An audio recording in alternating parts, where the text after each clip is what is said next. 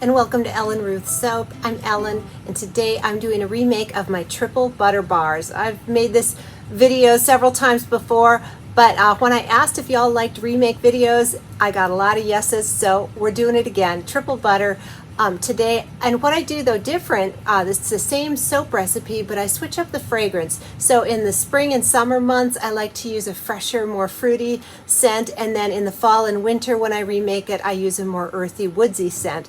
So that's kind of, you know, how I mix it up a little. But today I am using black raspberry and vanilla. I almost said blackberry, but black raspberry and vanilla from Nature's Garden. I have used this before. It soaps wonderfully, smells fantastic, doesn't discolor or misbehave in any way. So that's the fragrance. I'm doing a double batch today, but how I like to do double batches is I do 2 single batches because with my wrists and I can manage 1 batch at a time. So when I measure my oils, I just do double, you know, in 2 different pots.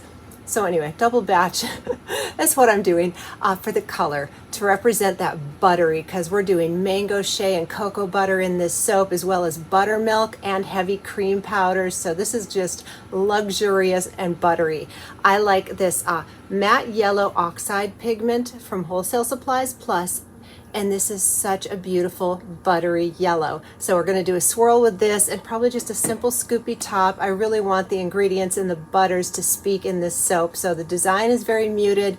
The luxury is all in the soap and the lather. So let me get everything pulled together and wait for my lye water solution to cool down. And let's come back and make some triple butter soap. All right, I'm back, and it's time to add the soap additives of both of my batches here. So let's start off with the milk powders. I have this buttermilk powder, which is wonderful. So I'm going to do 2 tablespoons in each of these buckets of the buttermilk powder. And then next, I am going to do 2 tablespoons each of my heavy cream powder. Over the top, right? I love it. All right, heavy cream is in there. And now I'm going to do my normal kale and clay and colloidal oats, 2 tablespoons each in both of these. And we'll get them blended up and let it all sort of anchor and absorb in the oils. Also, the fragrance is already in here because it is a well-behaving fragrance. It's never caused me any issues. So it's in there already. And we will get moving forward after the lye solution is all cooled off.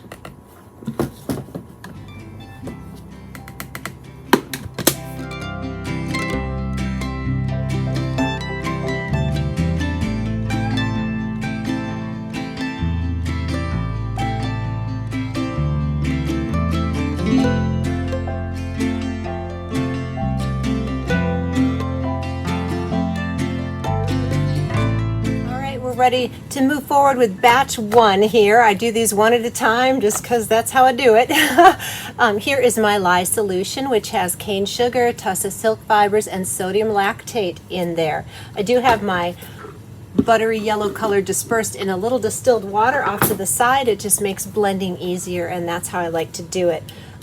All right, let me just pause here a second.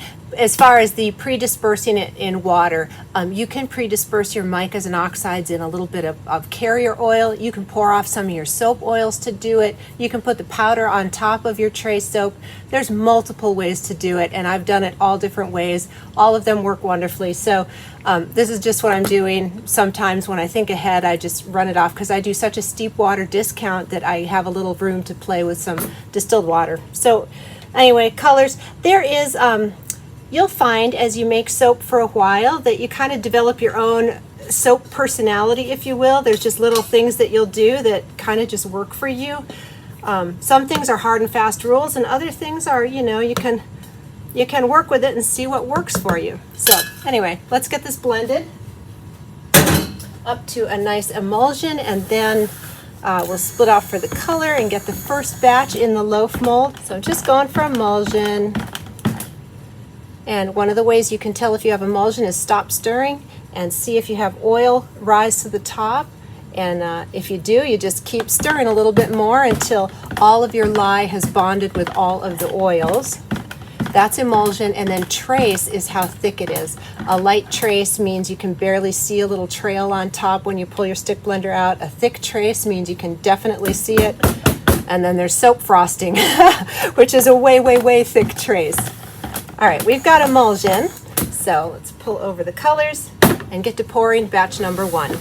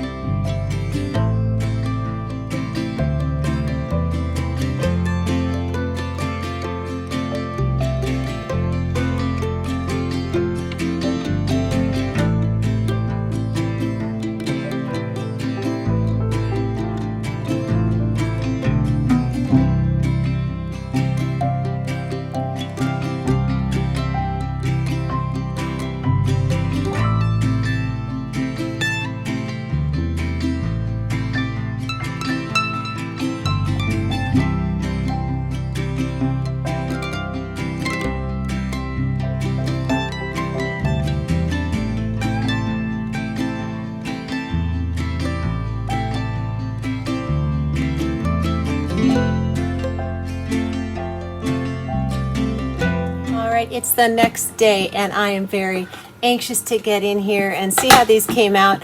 I did put a blanket over these so they went through gel phase last night, and they smell terrific today. I love how subtle the top came. I did the little spoon top while it was still very sloopy, and I think it's perfect. So let's get in here and see how those swirls and the colors and everything came out on the inside.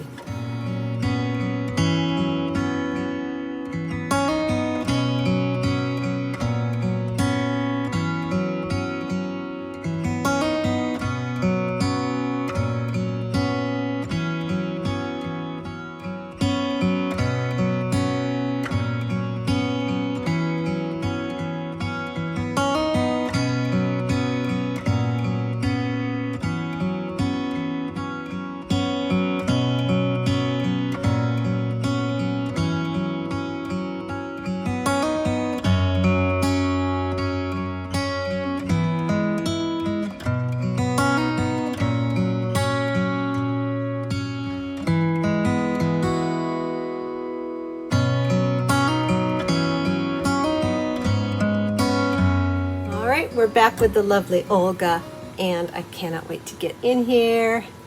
These are just, I think the look of them are soothing. The scent is really nice. I highly recommend that black raspberry vanilla from Nature's Garden. It is a dream to work with, and it smells wonderful, and the scent sticks around after the cure, all the good stuff. So really recommend it. Oh, these are so pretty and muted, and I just think the buttery yellow complements all the wonderful butters that are in here. Pretty happy with these. I really just wanted the goodness in the soap to speak and not to make too flashy of a bar, you know what I mean? And I think we got it. Super happy. And of course, these will not discolor. They will stay this sort of ivory, beautiful color, which is, I think, perfect. So, I'm just going to keep on cutting all of these loaves, and we'll get to trimming and all the good stuff. I may have some patterns in here. Let's try it and see. Whoops. I may have some patterns. It's such a muted color, but yep, I got some soapy patterns. If I have enough good ones, I'll do a pattern video at the end.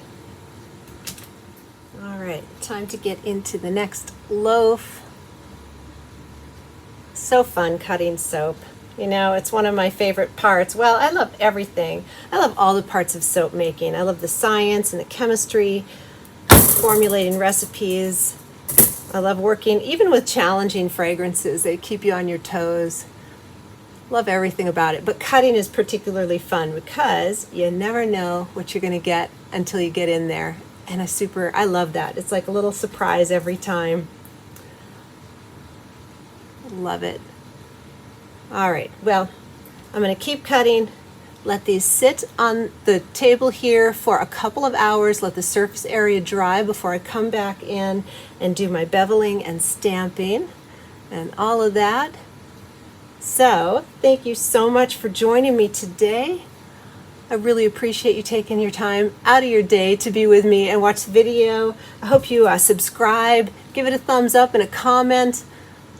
I read all the comments and I love to interact with y'all, so that's awesome. And I hope that you have a really wonderful day. Thanks for joining me.